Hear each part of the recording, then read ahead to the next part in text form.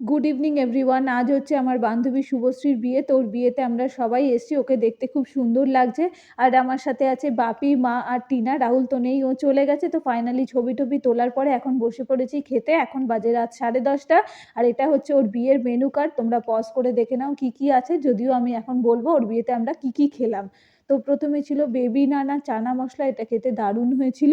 আর তারপরেই ছিল সাদা ভাত, তার সাথে মুড়ো ঘন্ট আর আলু চিপস। এটা টিনা খেয়েছিল।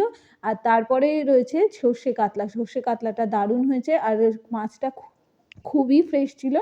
আর তারপরে ছিল আমার প্রিয় বাগদা চিংড়ির মালাইকারি।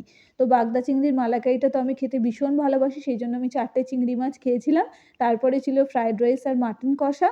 এটাও খেতে দারুণ হয়েছিল। কিন্তু ১ম এ যেহেতু সব সলিড পিস পড়েছিল, সেইজন্য আমি লাস্টে ২ পিস হাড়ে নিয়েছিলাম। হাড় মানে আমাকে দিয়েছিল নালির পিস, যেটা খেতে দারুণ লেগেছে। তারপর ছিল শেষ পাতে চাটনি, পাঁপড় আর মিষ্টি। আজকের